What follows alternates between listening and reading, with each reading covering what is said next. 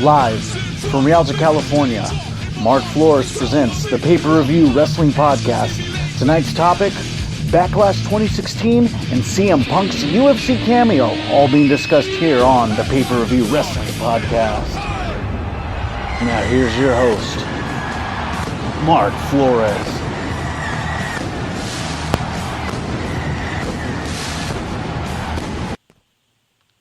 Hey guys, how's it going? It's the face that runs this podcast place. It's me, Mark Flores, here to give you another great episode of Pay-Per-View Wrestling Podcast, where I cover WWE pay-per-views, and give you wrestling analysis on various topics regarding the WWE.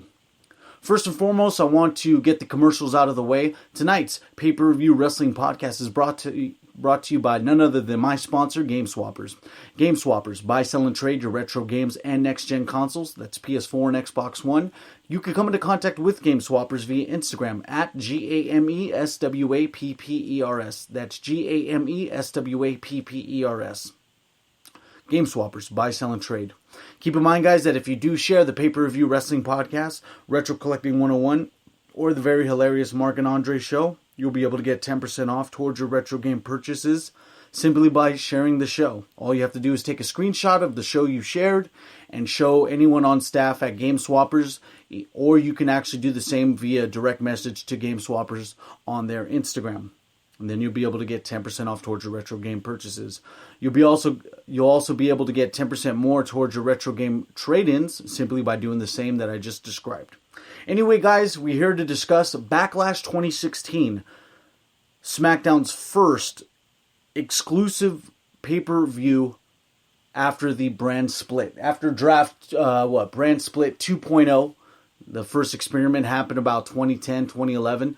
And now we're here discussing the new brand split here with the Backlash review. First and foremost, I want to give props to SmackDown for actually putting on this great independent show. It was really impressive. I enjoyed Backlash from start to finish. There was a few things that we need to discuss furthermore within the show, but we'll get into that into further detail as we go along. But I have to first get the floor cleared out just to let you guys know that the WWE Universe definitely participated in every match tonight. You know, there was a few low points of the show, but there was more highs than lows on this show itself, and it's something to take home. You know, it's something definitely to appreciate. I definitely want to give SmackDown their due props. I enjoyed the show from start to finish. Anyway, let's go into the first match that we had. We had the Women's Six-Pack Challenge for the WWE Women's Championship. We had Naomi, Becky Lynch, Natalya, Carmella, and Nikki Bella. And and Alexa Bliss. That was the one I was missing.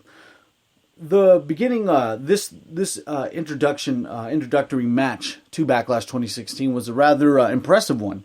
I thought the transitions to clear the ring were done really well. I thought that the back and forth with every respective person inside the ring was done really well. There was also this kind of essence that you got. This was the kind of match you had to excuse some of the slip-ups and botches. And I'm not saying that simply because it was a women's match. I'm saying in the context of a six-pack challenge match with every pin causing an elimination to that said person. That causes, with these kind of matches, there's a lot of traffic within the ring. This match does constitute that rule where you have to exit the ring if you're not the two people fighting within it. It gets very complicated, it could get very messy, but these ladies definitely did it very well. I thought a couple moves to get out of the way, just to note that I saw, just in case you guys saw as well. I thought Alexa Bliss's sunset flip on the corner turnbuckle to a pin was very awesome. I thought that was done very flawlessly. And also Naomi's springboard from the inside of the ring straight off to the outside of the ring was done really well too. And then the super blockbuster powerbomb was pulled off. It was incredible. I thought that spot was one of the more high risks, the high risk move of the night. I thought that move was very impressive. The move sets that actually the moves that they were these ladies were using tonight were very impressive. I thought it was I was in awe the whole time of seeing the back and forth, and the whole chemistry between the 6 ladies in this match was also done really well. As you know, the order of the pins went like this. You had Alexa Bliss getting pinned first. And then you also had Naomi going second, which Naomi, to me, I thought was going to be one of the last few to remain standing. But I think in due time, she'll definitely get her shine. They are investing a lot into her intro and a lot into her merchandise to make sure that she is a flourishing superstar. And she'll definitely get her time along the way here. But I want to also note that after Naomi was pinned, Natalya was also pinned. Then Nikki Bella was pinned by Carmella, if you can believe that. That was definitely an upset that definitely helps out the stock to Carmella, and it doesn't really hinder Nikki Bella's stock, simply because it's her debut match. So there's nothing that you can take away from Nikki Bella, and there's nothing you can add at this point, but you could definitely add more stock to Carmella without hindering the person she pinned. So this is a win-win for WWE as far as, going back to the drawing board with creative. Now they don't have to build another feud with it. This is kind of buried now for a little bit until they decide to bring it back. Hopefully not after No Mercy, but to the next pay-per-view that they do. I thought it was an awesome choice by WWE to have Carmella go against Becky Lynch, because what we had at that situation where Carmella pins Nikki Bella leaves the ring, Carmella and Becky Lynch have to go one-on-one. This raises the stock of Carmella, but this also raises the stock to Becky Lynch, because for the longest time, Becky Lynch has been this Dean Ambrose character where we're rooting for her to win the WWE Championship, but we're kind of not, because not a lot of people were backing her. But at this point, at Backlash 2016, we definitely saw a change of pace. We definitely saw that the audience had no other alternative but to really cheer on Becky Lynch, because Carmella is still green. Carmella will have her time. She's still young, so we can't really go all behind her now, because we know between the two, Becky Lynch needs to win it more than Carmella does. Awesome choice to have Becky Lynch win. Props to Becky Lynch for winning the Women's Championship. This match raises the stock of everyone involved, I'd like to mention, with a great display of spots. It was really a fantastic match to watch. If you guys have this mindset where any of these women's matches are nothing but bathroom breaks, this isn't 2008 anymore. There are more women wrestling at a great intense pace than they were half a decade ago. These ladies are the real deal. I can totally vouch for them. I enjoyed this match wholeheartedly, and it's something definitely to take away, and it's something to appreciate at the end of the day. Let's go on to the next match that we had here. We had the Usos versus the Hype Brothers. The Hype Bros themselves were the replacement match for the Usos, because the Usos ended up... Now let me backtrack here. The Usos ended up losing to American Alpha, but then decided to turn heel by injuring Chad Gable, tearing his MCL by kayfabe. He's actually not injured. This is just a simple, let's get the hot tag team out of the way to elevate the new tag team that I'll describe later on here. But to the Usos and the Hype Brothers, Zack Ryder and Mojo Rawley versus Jimmy and Jey Uso. This was a hell of a great start. I liked the back and forth between the Usos and Mojo Rawley, and I'm starting to believe in Mojo Rawley now. Seeing him in NXT, I wasn't really fully invested in him because he gave off the typical run amok, high velocity, I'm all just energy drink and cocaine, and I'm not anything of a entertaining wrestler, because he's actually becoming very entertaining. I enjoy seeing him on display in SmackDown, and I think that he's a very strong guy. He was able to get Jimmy Uso up on a military press that looked very flawless to him. It looked like it didn't even do much for him to do that. I thought the hot tag sequence after Zack Ryder was getting beat down, I thought Mojo Rawley's hot tag sequence was very impressive. There was also a body check by Mojo Rawley to the Usos, and it looked crazy. He pushed Jimmy and Jey Uso back with shoulder blocks on both sides, respectively, about 2 or 3 feet, breaking through the barrier on the side right next to the ring announcer on the corner. It was done very well. I thought this match was very, very intense, simply because of Mojo Rawley. I liked the fact that the Usos were really slow pace, really doing the heel angle by taking off all the paint, really coming out to black and white clothing with the white Air Force Ones. I thought that was cool myself. Zack Ryder and Mojo Rawley themselves really have no stock to lose right now because they're really in the lukewarm category, but they are definitely crowd pleasers. So you had the anti-crowd pleasers now, the heel Usos, against the ultimate babyface, high energy, lovable Zack Ryder. You had that, the ultimate dynamic between the two. It's true great ring psychology. I thought WWE played that to perfection. Props to creative for doing that too, because you have to understand, you could book a match that looks good on paper, but then when you see both teams or both singles competitors in the ring, it could look bad simply because of the build-up, simply because of the chemistry between the two, etc., etc. But this was done very well from a creative standpoint and translated very well into the ring as well.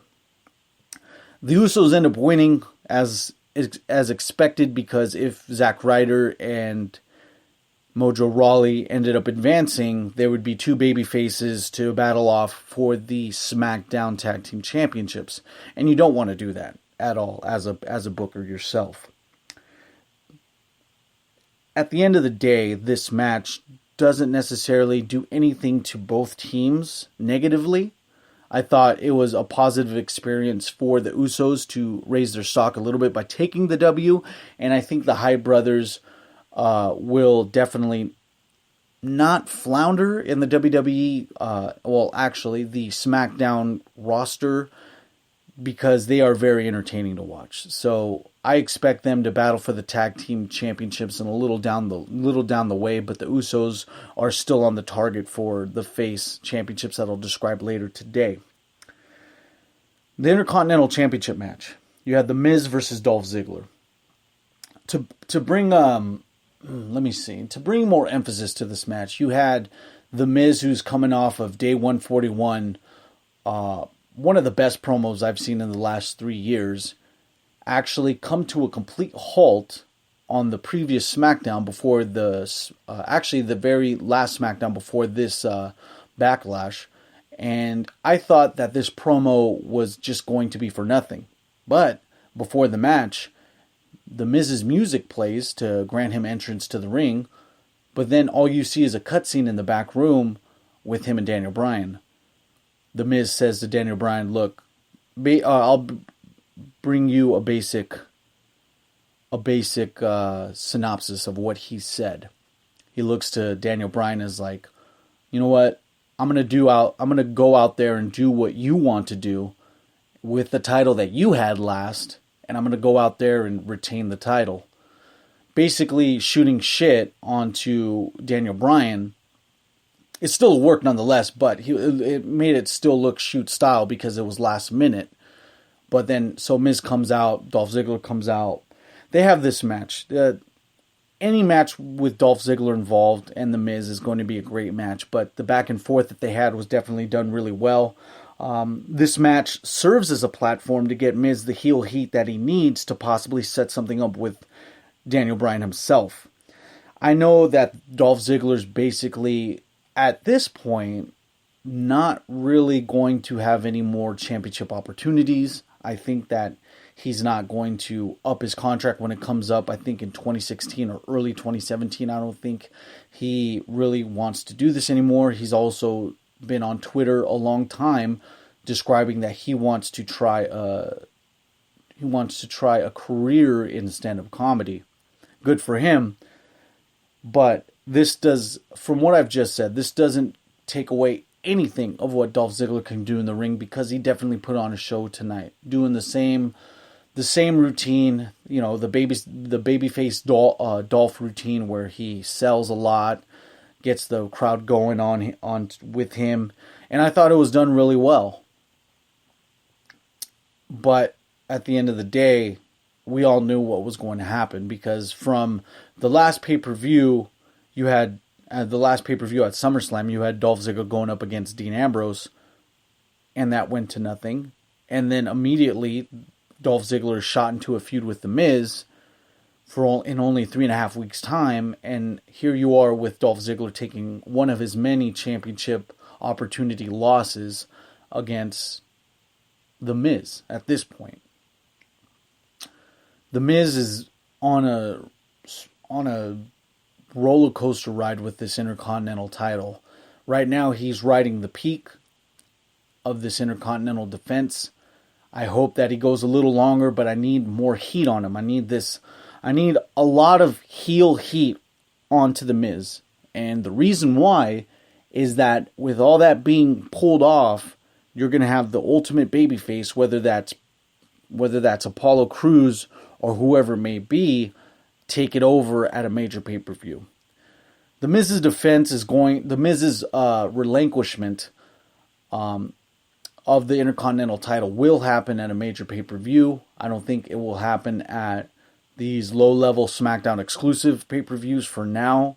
I think that they'll definitely ride it out till a major pay-per-view, till an ultimate babyface is going to be the one to dethrone The Miz.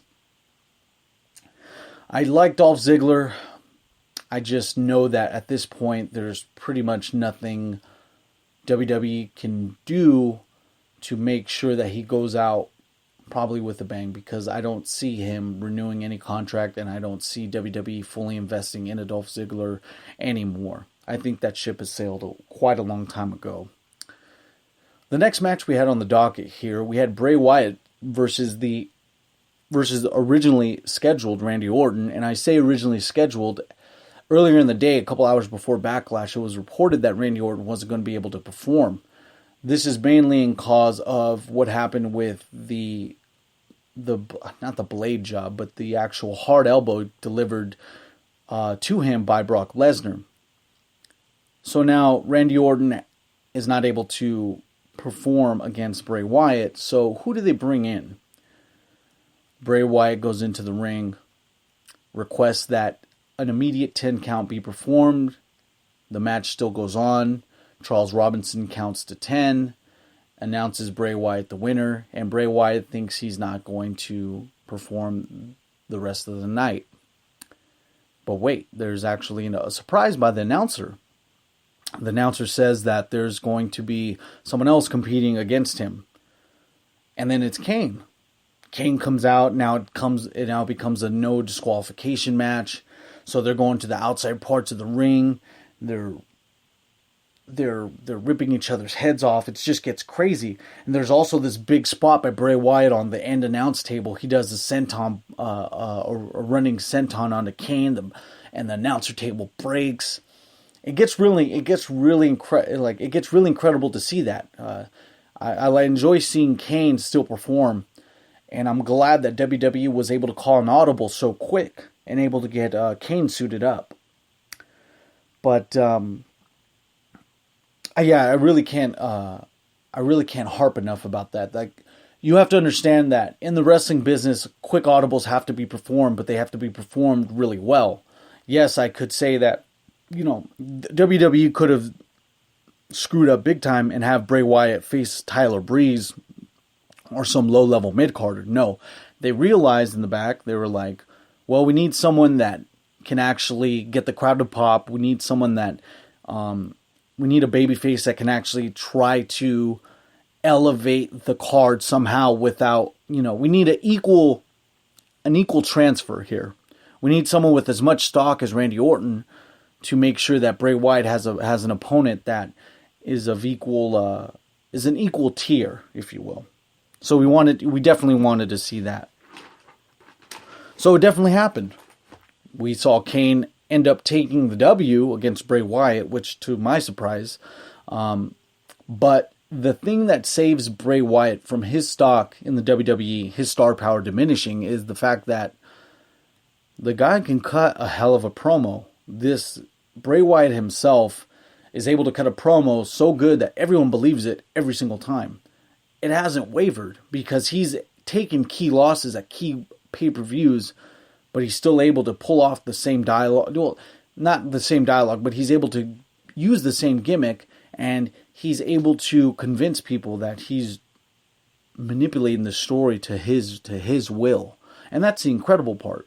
Not a lot of people can do that. He's in a select tier of people that can cut a hell of a promo, still stay relevant, and take losses. Still, it's very incredible to see that. But with Kane randomly winning, this does very little to his to Bray's relevancy. So hopefully we can get Bray into this feud where it's actually going to take him up a little bit instead of staying stagnant like he's doing now. So this question needs to be answered this Tuesday on SmackDown Live. That's something that we definitely need to see. So now we get into the championship final match of this tag team tournament. We had Slater and Rhino versus the Usos. And as much as I enjoy Heath and Rhino, this is the first point I want to bring up. As much as I enjoy seeing Heath and Rhino wrestle together as a tag team, I don't see this relationship lasting too long. I think that Heath Slater and Rhino, they don't look like two peas in a pod. For now they do, but the way they're going to do it is that Rhino, with political, he has this whole political thing that he has to do outside of WWE. I think that's going to be coming to a halt, but it's all going to culminate at a new pay-per-view where Rhino's going to turn heel after they lose the belts, and he's going to face Heath Slater, and then Rhino's going to take a loss at whatever pay-per-view they decide to do this at, because he's going to be on the way out. So Heath Slater is going to have his stock elevated really high, but that's in the near future. Let's focus on the match at hand. I enjoyed the momentum shift between Rhino and the Usos. I also enjoyed the momentum shift with Rhino's hot tag. Hell of a build-up to give Heath and Rhino the tag team championships. And what two people to do this with than the Usos? These guys definitely know how to put on a great match because their tag team chemistry just takes them over the top. So they know how to put on a good match to make the other guys look good. This is probably one of the very few times I've seen them as heels, and they're doing it really well. They come out of the ring, distaste on their face, unpainted, black and white. This is something that the Usos wanted to do for a long time, and this is something WWE needed to have for a long time. They needed a momentum shift with the Usos, and their babyface turn, whenever it happens, will be something that the fans will want to see. They'll cheer, they'll pop for it because they sell merch. They're definitely cool. They're cool to the kids. They're just like they get as much as appeal to the children as like John Cena would. So, but to get back to the match, after Heath Slater gets double teamed by the Usos, then Rhino comes out of nowhere and spears either Jimmy or Jay. I still can't tell between the two. All the while the referee's distracted. Heath Slater gets the pin. Everyone pops. Everyone goes crazy at that arena. So Heath Slater wins it for their tag team. Now they're able to hoist up these tag team championship belts.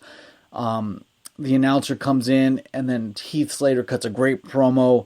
Everyone's rejoicing. The babyface who had to go through all this adversity to become a free agent, at the draft, become undrafted, and then all the while coming up with these victories, end up winning the championship belts, and then he solidifies himself as part of the SmackDown roster. I think WWE is going to finally do big things with Heath Slater by himself.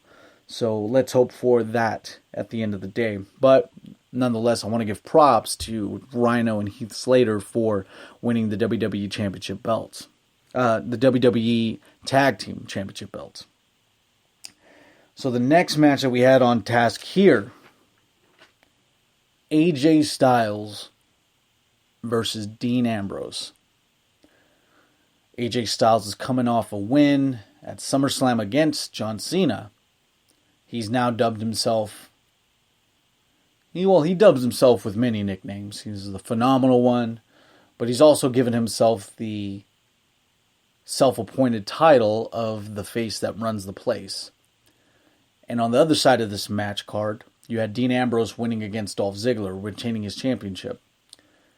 So Dean Ambrose and AJ Styles for the WWE Heavyweight Championship.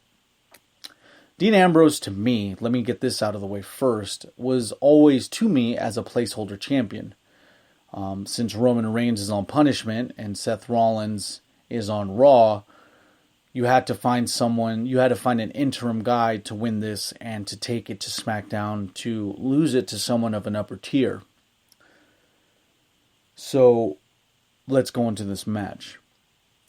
The first thing you notice from this match between AJ Styles and Dean Ambrose is the fact that heel AJ Styles is one of the best things that SmackDown has, amongst other things. But it is awesome to see. It's awesome to see him because he's able to cut a hell of a promo. He's able to look very menacing when he comes to the ring, not shaking hands, not doing anything. AJ Styles as a babyface or heel is great, but heel AJ Styles is something that you need to appreciate because you don't see it often. You didn't see it often whether you saw him in TNA, and you didn't see it. You saw it often when he was in Ring of Honor in New Japan, but it's just, these rare occasions where he's heel is something good to see. At this point, Dean Ambrose needed to lose the belt because to me, I think of him as a lackluster champion. I think his moveset alone demonstrates the fact that he doesn't have that championship demeanor. I mean, either heel or face, this guy doesn't have a moveset to differentiate between the two. The back and forth battle of words between the guys when they're fighting in this ring, in this match was very impressive. I like that. I like the shit talking that AJ Styles did to Dean Ambrose. I thought that was fun. Dean and AJ does do it very well because Dean Ambrose is able to work. He's able to emote with his hands and stuff, and you're able to see that he does it very well, but AJ Styles can talk mad game too. I would say the only downside to a heel AJ Styles, and it definitely shows in this match, the miniature bad point I have of this match. And it doesn't really pertain to this match because this match was a great match to watch, but it's the fact that AJ Styles as a heel doesn't put on as many, star-studded moves as a babyface does. That's just one of the unfortunate things, but you take it for what it is because what he makes up for taking moves out of his moveset, he makes up for it by cutting a hell of a promo. But these guys definitely go back and forth. You had AJ Styles winning a couple of wrestling sequences, and then Dean Ambrose going with his roughhouse style. They end up taking it outside. And then there was this spot where was it? Let me go on my notes here. There was a spot where Dean Ambrose catapults AJ Styles on the outside portion of the turnbuckle. So picture yourself on the outside part of the ropes before you come in, but you're still standing. So Dean Ambrose was able to catapult AJ Styles and launch him all the way to the other turnbuckle. It looked really good. AJ Styles sold it really well. But I want to make another point too, is that what we saw in this match was you were able to see Dean's limited moveset on full display. With someone like AJ Styles having, despite him being a heel at this point, you're still able to see him put on a great moveset display on Dean Ambrose. Dean Ambrose, on the other hand, is still doing the same stuff you've seen him do 2 years ago. There needs to be something that Dean Ambrose does differently at this point, because it's like there's no variety with this guy. I mean, you can see it. He does those backhanded chops. He does the ricochet rope move where he like bounces off and comes back to him. He does that risky suicide dive. There's not a lot of moves that this guy does besides the regular suplex, the dirty deeds, the catapulting onto the turnbuckles. He doesn't really do much. If there's anyone that wants to discuss with me outside of what he does, I can go on for days. But from what I could tell you, this match, Dean Ambrose did as much as he could with this match between him and AJ Styles. AJ Styles does the 450 splash, and then after that was able to, a little more into the match, he was able to get the ref away from the action, so he turns away, so the ref is not looking at the match. He's actually just huddled over at the turnbuckle because he's hurt. AJ Styles looks and he's like, well, I need to capitalize on this opportunity.